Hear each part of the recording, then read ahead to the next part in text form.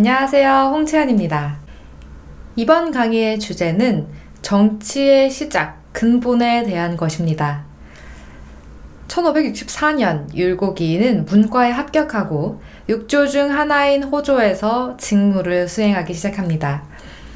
당시 유학자들이 그랬듯이 율곡이도 스스로 생각하는 이상적인 정치가 있었습니다. 그에게 있어 어떻게 하는 것이 이상적인 정치였을까요? 우리는 이를 시행하면서 여러 가지 선택에 부딪히게 됩니다. 많은 선택지에서 자신이 옳다고 생각하는 것을 하나 골라야만 합니다. 하지만 옳은 것이 여러 가지일 때도 있을 수 있습니다. 그럴 때는 근본적인 기준이 하나 필요한데요. 율곡이에게 있어 근본적인 기준이란 무엇이었을까요? 다음에 성악지묘 글을 통해서 그의 생각이 무엇이었는지를 살펴보도록 하겠습니다.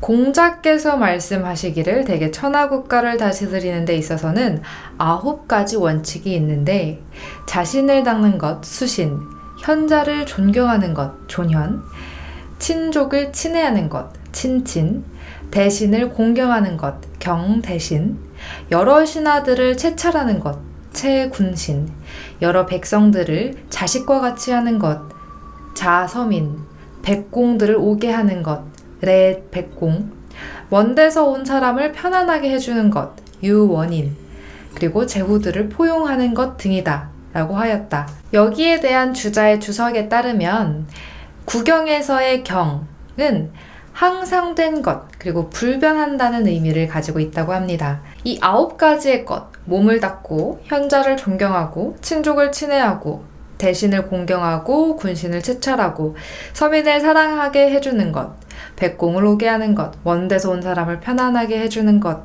제후들을 포용하는 것은 변하지 않은 원칙, 즉 정치를 하는 데 있어서 근본적인 원칙이라는 것을 설명해주고 있는 것입니다. 자신을 닦고 현자를 존경하고 친족, 어버이, 어머니를 친애하는 것, 그리고 대신들을 공경해주는 것은 그 의미가 그렇게 어렵지 않은데요. 군신을 채찰한다고 했을 때 이 몸채자는 그 처지에 처해서 마음을 살펴본다는 뜻입니다. 서민을 자식과 같이 한다는 것 또한 조금은 비유적인 표현으로 마치 부모가 그 자식을 사랑하는 것처럼 군주가 백성들을 사랑해야 한다는 의미를 얘기하고 있습니다. 정리해보면 자기 자신에서부터 먼 곳에서 들린 손님과 나그네까지 모두 편안하게 해주는 것이 국가를 다스릴 때 주의해야 하는, 반드시 지켜야만 하는 원칙인 것입니다. 수신에서 시작하는 이 원칙은 천하 국가의 근본이 자신에게 있다는 생각에서부터 출발합니다. 이 9가지 원칙은 별개로 볼 수도 있지만 순서가 있다고 볼 수도 있는 것인데요. 여기에서 말하는 순서는 시간적인 순서가 아니라 본과 말, 즉 근본과 말단의 순서가 있다고 생각하는 것입니다. 근본이라는 것은 방금 전 말씀드렸듯이 자기 자신에서부터 시작이 되는 것입니다. 자신을 바르게 가꾸는 것은 가정에서 각각의 역할을 다하면서 서로를 사랑할 수 있는 토대가 됩니다. 그리고 또다시 이것을 바탕으로 정치계에 나아가서 현명한 신하들을 공경해주면 그들은 다시 자신들의 정성을 다해 보답을 해주게 됩니다. 내가 만약에 임금이라고 한다면 임금으로서의 나의 덕이 백성까지 주변부로 뻗어나가는 것입니다. 몸을 닦으면 도가 서게 되고 어진이를 존경하면 의혹이 없어지며 친족을 친애하면 제부들과 형제들이 원망하지 않게 되고 대신을 공경하면 현혹되지 않게 되며 군신을 채찰하면 그들이 예로 무겁게 보답하게 되고 서민을 자식처럼 사랑하면 백성이 서로 권면하게 되며 백구공을 오게 하면 재용이 풍족하게 되고 먼 데서 온 사람들을 너그럽게 대하면 사방이 모두 귀순하게 되며 제후를 포용하면 천하가 모두 두려워하게 된다. 자, 그럼 실제로 율곡이는 어떻게 관원으로서의 삶을 살았을까요? 지금부터 그의 관원 일대기를 살펴보도록 하겠습니다.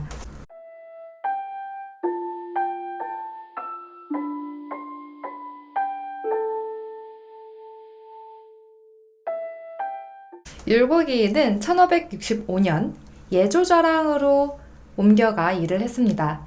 예조는 예악, 제사, 연향, 외교, 학교, 과거 등을 맡아 관장하던 곳이었습니다. 이곳에서 일했던 경험은 이후 율곡이이가 예에 대해서 논의하고 학교 모범을 작성하는 등의 활동에 도움이 되었을 것이라고 추측이 됩니다. 얼마 있지 않아 율곡이이는 사관원 정원에 제수되었습니다. 사관원은 조선시대 언론을 담당했던 기관으로 여기에 해당했던 관료는 첫째, 국왕에 대한 간쟁, 신료에 대한 탄핵, 당대의 정치, 인사 문제 등에 대하여 언론을 담당했으며 둘째, 국왕의 시종신료로서 경연, 서연에 참여했고 셋째, 의정부 및 육조와 함께 법률 제정에 대한 논의에 참여함으로써 넷째, 오품 이하 관료의 인사임명장과 법제 제정에 대한 서경권을 행사했다고 합니다. 이처럼 간관의 임무가 매우 중요했기 때문에 당시에는 이것을 화요직이라고 부르기도 했는데요. 화요직이라는 것은 화직과 요직, 즉 권력의 핵심부에 있는 관직을 일컫는 말이라고 합니다. 조선시대의 경우 옥당, 이조, 병조의 난관, 대관, 사관 등이 이 화요직에 해당을 했으며 가세나 문지가 좋은 사람이 아니면 임용되기 어려웠다고 합니다. 어쨌든 율곡이인은 이 사관원에 등용이 됐고 화요직으로 인정이 되어서 학문이 뛰어나고 인품이 강직한 사람 가운데서 이 사관원을 선발했다고 하고요. 이 사관원을 교체할 때도 지방관으로 편출하지 않았으며 승진했을 때는 파직 기간에도 근무 일수에 포함을 시켜주었다고 합니다. 율곡이이가 이렇게 사관원에 일을 할 수 있었던 건 당시에 많은 사람들이 율곡이이의 특출남을 인정했다는 것인데요. 하지만 율곡이이는 한 차례 이 자리를 사양하기도 했습니다. 이 자리가 중요한 자리인 만큼 자신처럼 새로 나온 사람이 갑자기 언관의 직책을 맡을 수가 없다라는 것이 그 이유였습니다. 하지만 명종은 그의 사양을 받아들이지 않았다고 합니다. 이왕 이렇게 된 거 율곡이이는 사관원의 관료로서 책임을 다하고자 노력했습니다. 대표적인 일로 병인년 1566년에 뜻을 같이 하던 동료들과 함께 상소문을 올린 적이 있습니다. 그 내용을 읽어보면 다음과 같습니다.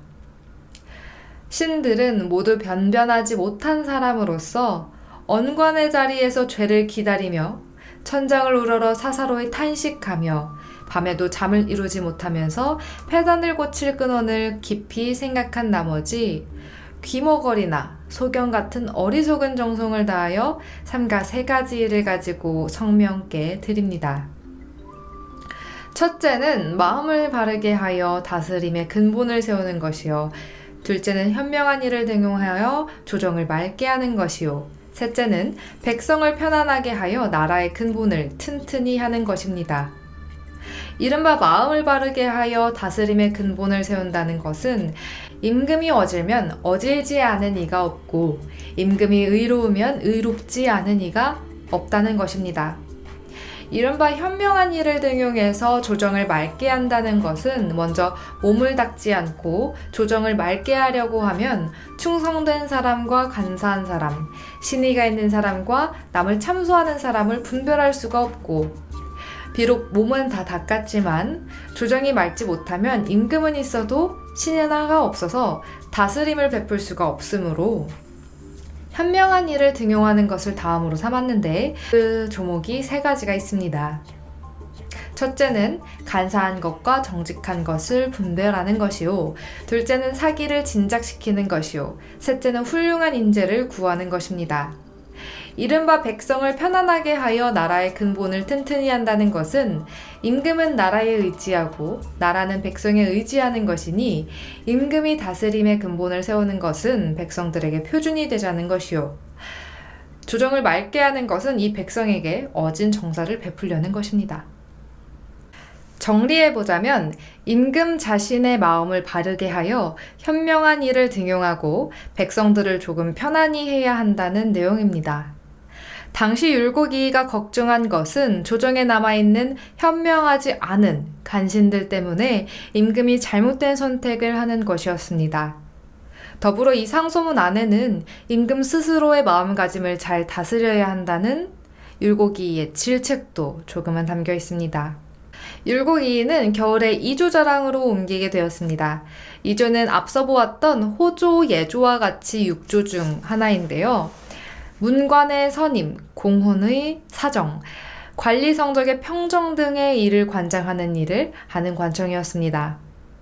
이조는 육조 중 수석반서라고 해서 천관이라고도 불렸으며 이 밖에 동전, 문부, 선부, 전리라는 별칭이 있었습니다. 이조의 관원을 전관이라고도 불렀는데 이때의 전자는 사람을 뽑을 전자입니다. 즉, 이 이조라는 관직이 사람을 뽑는 것과 깊이 연관이 되어 있었던 것이죠. 율곡이는 명종에게 상소를 올려서 사람을 잘 뽑아야 한다고 충언을 한 만큼 현명한 사람을 뽑는 것을 중시했습니다. 이런 율곡이가 당시에 문제를 삼았던 것은 벼슬에 오르는 방식 자체가 조금은 잘못되었다는 것인데요. 그는 뇌물을 주고 관직을 청탁하는 일을 걱정하고 이를 막으려고 노력했다고 합니다. 그러나 당시 이러한 율곡이의 노력은 간신에 의해 제지가 되는데요. 당시 이조 판서였던, 어떻게 보면 율곡이의 팀장님이셨던 박영준이라는 선비가 시행하려고 하지 않았다고 합니다. 박영준이라는 사람에 대한 자세한 기록은 남아있지 않지만 조선왕조실록 명종실록 33권에 두 번째 기사를 좀 살펴보면 그 박영준이라는 사람에 대해서 이렇게 묘사하고 있습니다. 그를 타고난 천성이 비록 화평, 간략한 것 같았지만 처신과 입심이 오로지 벼슬자리나 지키려는 계책을 하였다. 이래하여 여러 번 헌부의 장이 되었지만 거리끼지 않고 바른 말을 하는 기풍이 있다는 소리는 못 들었다. 율곡이는 이때를 탄식하면서 이런 말을 남겼다고 합니다. 고질된 나쁜 패습을 진실로 고칠 수 없다.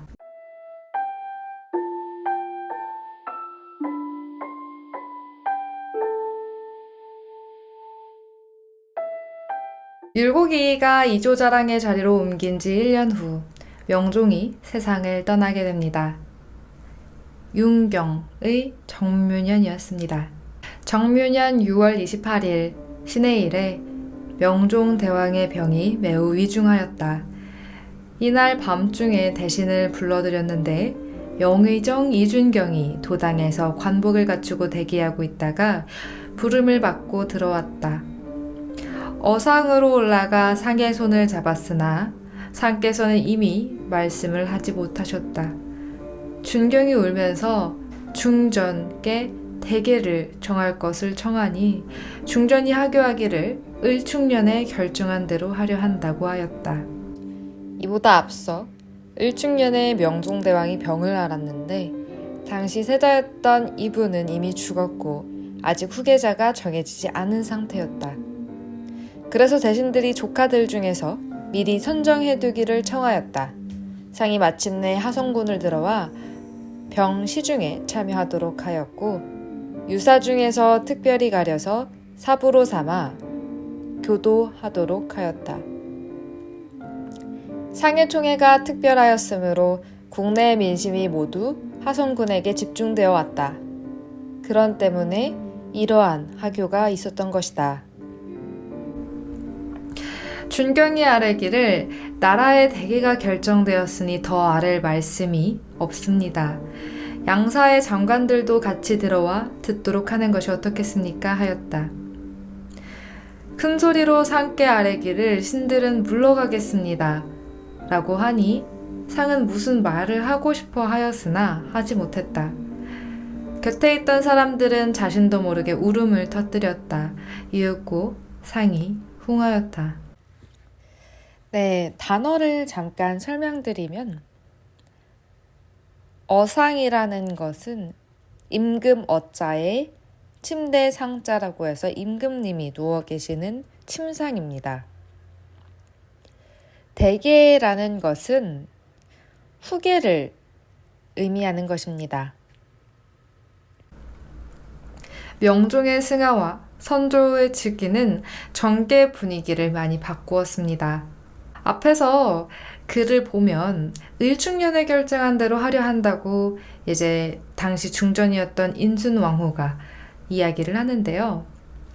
그 을충년에 결정한 대로 해라 라는 그 말은 을충년에 명종대왕이 병을 앓았었는데 당시 세자였던 이분은 이미 죽었고 아직 후계자가 결정되지 않은 상태였다고 합니다. 그래서 대신들이 조카 중에서 미리 선정해 두기를 청하였는데요. 그 당시 명종이 마침내 하성군을 들여와 병시중에 참여하도록 하였고 유사들 중에서 특별히 가려서 사부로 삼아 교도하도록 가르치도록 하였다고 합니다. 이 명종이 선조에 대한 총애가 특별했기 때문에 국내의 민심이 모두 선조에게 향해 있었다고 하고요. 그렇기 때문에 이 명종이 말을 하지 못하고 돌아가셨을 때 인순왕후가 선조를 그 다음 왕으로 지목을 했던 것입니다. 이런 명종의 죽음으로 인해 많은 일들이 일어났는데요. 이것에 대한 여러 가지 일들이 뒤따랐습니다.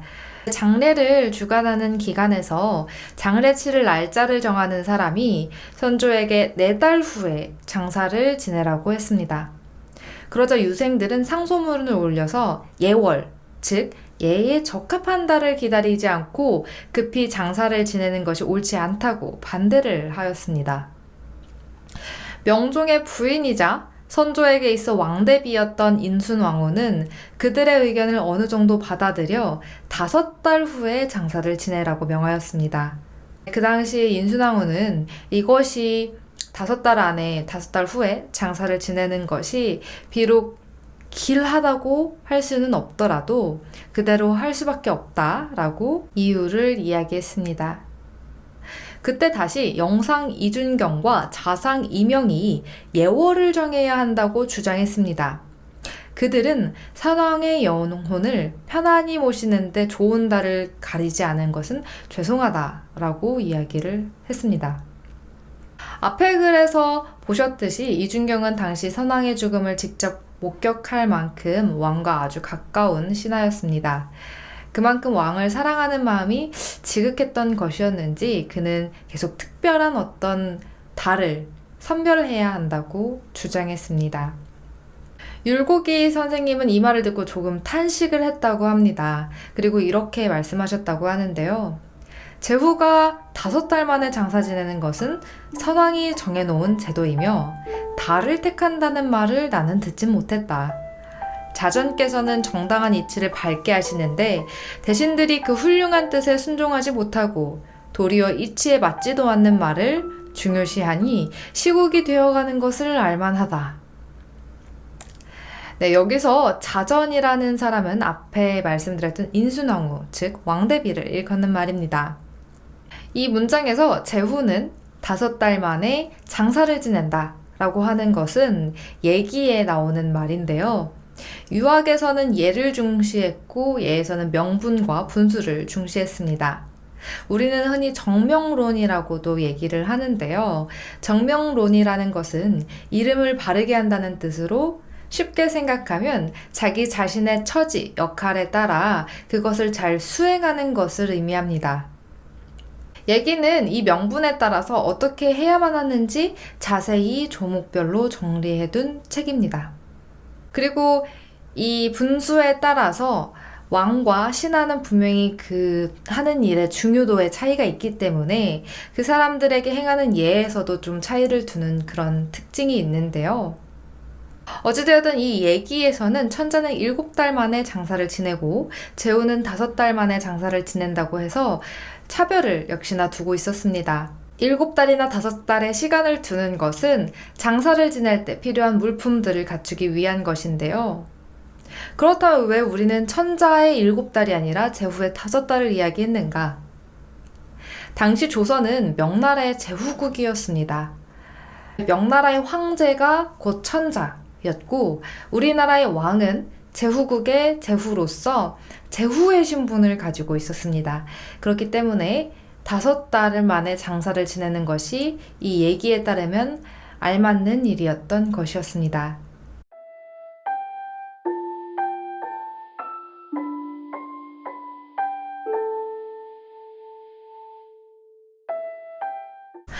앞서 율곡이가 이조자랑으로 관직을 수행한 적이 있음을 살펴보았습니다. 이조자랑은 전관이라고 불리우는 사람을 뽑는 관직이라는 것도 설명을 드렸는데요. 그렇다면 율곡이는 현명한 신하를 등용하는 것에 대해서 어떻게 생각을 했을까요?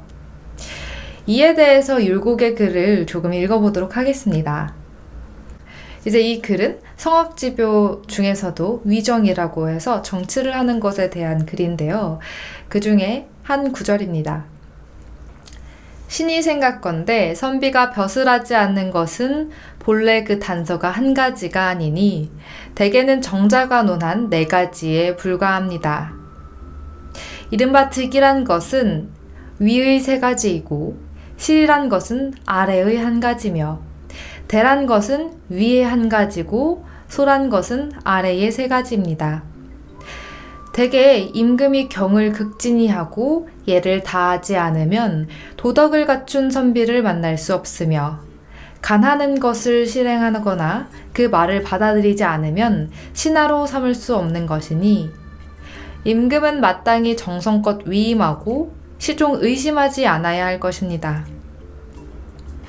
그칠 줄을 알고 분수를 헤아릴 줄 아는 선비에는 2가지가 있는데 만일 위란의 기미를 알고 먼저 물러가면 임금은 마땅히 느끼고 깨달아 허물을 고쳐 화근을 끊어 없애며 정성을 다하여 수용해야 할 것입니다. 만일 화의 기미를 본 것은 아니나 편안하게 구하여 물러가면 임금은 마땅히 그 뜻을 빼앗지 말고 그 절조를 가상히 여겨 염치를 장려하는 자료로 삼아야 할 것입니다. 혼자 제 몸만 결백하게 하는 사람은 비록 중에 지나치고 정을 잃었다고 하더라도 이욕을 벗어난 사람으로 성명의 정을 잃어버리고 부귀를 탐내는 사람에 비하면 청탁의 구별은 현격하니 임금 역시 마땅히 포장하는 뜻을 보여 은일이란 명칭을 이루어주는 것이 좋습니다. 후세의 임금들은 어진이를 좋아할 줄은 알면서도 그를 좋아하는 도리를 알지 못하며 장록으로 붙잡아 놓기만 하고 그 말은 채용하지 아니하며 그로 하여금 진퇴를 곤란하게 하는 임금도 있고 다만 그 이름만 좋아하고 그 실상을 구하지 않아 하지 못할 일을 억지로 맡겨서 그로 하여금 이를 그르치고 자기를 잃어버리게 하는 임금도 있으니 다 참으로 어진이를 좋아하는 임금이 아닙니다. 반드시 사람을 아는 데는 그 총명을 극진히 하여야 하고 사람을 기용하는 데는 반드시 그 재능에 적합하게 하여야 하며 사람을 시림하는 데는 반드시 그 정성을 극진히 하여야만 참으로 어진이를 좋아한다고 할 수 있습니다. 네, 여기 이 글을 같이 살펴보면 율곡이가 중요시 여기는 포인트들이 있습니다. 첫 번째는 임금이 먼저 경을 다하고 예를 다해야 한다는 것입니다. 그래야만이 반대로 덕을 갖춘 신하들을 만날 수 있다는 것입니다. 임금이 덕이 있어야만이 사람을 선별할 수 있고 그를 등용해서 자기 옆에 두고 충언을 들을 수 있다는 말입니다. 그 다음에는 선비의 종류에 대해서 이야기를 하고 있는데요. 선비의 2 종류 중 한 부류 같은 경우에는 어려운 일이 일어날 것을 미리 감지하고 조금 정치하는 것에서 물러나 있는 사람입니다. 또 다른 한 사람은 지금 형세가 어렵진 않지만 스스로 조금 편안해지고자 노력하는 것입니다. 이때에 선비들이 물러나려고 하는 데에는 이유가 있기 때문에 임금은 이 선비들의 생각을 같이 공감하고 그들이 물러나는 것을 막지 말아야 한다는 것이 당시 율곡이의 생각이었습니다. 그래서 재미있게도 율곡이는 이런 말도 하죠. 혼자 제 한 몸만 결백히 하려는 사람에 대해서 부정적인 평가를 할 수도 있는데 율곡이는 부정적이라기보다는 그는 어쨌든 자신이 맑고자 하는 의지를 가지고 있는 것이므로 탁한 사람에 비하면 좋은 사람이라고 평가를 하게 됩니다. 이렇게 율곡이인은 임금에게 신하를 어떻게 대해야 하는지를 가르침으로써 조정을 바로잡고자 했습니다. 그가 이렇게 임금을 가르치고자 했던 것은 당시 선조가 자신의 말을 잘 듣지 않았기 때문이기도 했습니다. 사실은 율곡이인은 제가 이렇게 가난하다 관직을 그만두고자 하는 것은 당신이 제 말을 듣지 않았기 때문입니다. 만일 당신이 제 말을 수용하고 잘못된 것을 고친다면 저는 관직에 계속 머물러 있을 것입니다. 라고 이야기하고 있는지도 모르겠습니다. 오늘은 율곡이가 관직을 얻어 임금에게 간언하고 명중이 흉, 즉 돌아가시자 조정에서 벌어진 예법에 대한 논쟁에서 율곡이가 자신의 생각을 밝히고 또 신하를 등용하는 것에 대해서 어떻게 생각했는지를 살펴보았습니다. 그 내용을 조금 정리해보자면 율곡이인은 임금의 중요한 역할 중 하나가 현명한 신하를 등용하는 것이라고 생각했습니다. 단 이때 임금의 마음이 바른 상태여야만 현명한 신하를 고를 수 있는 것입니다. 그러므로 율곡이인은 임금 스스로의 공부 또한 강조합니다. 스스로 공부해서 나의 마음이 바른 상태여야만 상대방, 즉 신하의 면모를 제대로 알 수 있고 이렇게 현명하고 바른 신하를 등용해야만 백성들에게 임금의 은혜가 끼친다는 것입니다. 백성들이 어렵지 않게 먹고 살 수 있는 제도 등을 마련하는 신하를 잘 뽑아서 그 백성들을 잘 살 수 있도록 하는 것이 바로 임금의 역할이라는 것입니다. 이렇게 보면 임금이 매일 강연에 나아가서 신하들과 함께 공부하고 지식을 쌓는 이유는 자기 자신이 또 다른 누군가를 가르치기 위한 것이라기보다는 치우치지 않은 마음으로 바른 사람을 뽑기 위한 것입니다. 이것이 정치의 시작인 것입니다. 그러므로 율곡이인은 계속해서 강조합니다. 조정의 많은 사람들이 올바른 길로 가기 위해서는 임금의 역할이 가장 중요하다고 말입니다. 이것은 마치 북두칠성이 북극성을 중심으로 빙글빙글 주변을 돌듯이 임금이 북극성과 같은 역할을 해야 하는 것입니다. 그리고 반대로 이 북극성이 자기의 자리에서 벗어나지 않고 그 자리를 유지할 수 있도록 하는 것, 그 북극성의 자리에서 계속해서 빛나고 자리를 지키고 있게 할 수 있는 것이 바로 현명한 신하의 역할인 것입니다. 이것은 율곡이가 스스로 생각한 사명이라고도 생각이 됩니다. 율곡이는 이것을 직접 인용하기도 했는데요. 성악지묘 위정편을 보면 다음과 같은 구절이 나옵니다. 공자께서 말씀하시기를 정치를 하는데 덕으로 하는 것은 마치 북극성이 제자리 있고 뭇별들이 그것을 향하여 도는 것과 같다. 그리고 더불어서 아까 명종이 흉하셨을 때 논의가 나왔던 부분에 대한 것인데 율곡이는 이후에도 그렇지만 예에 대해서 이야기할 때는 반드시 예기와 같은 경전에 근거해야 한다고 생각했습니다.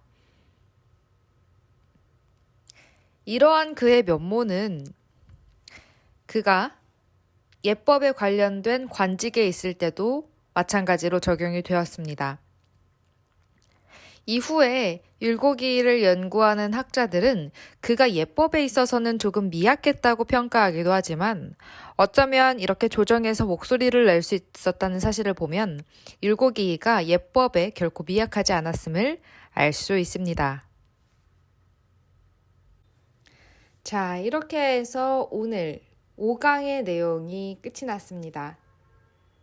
다음 시간에는 더 재미있는 내용으로 여러분들을 찾아뵙도록 하겠습니다. 감사합니다.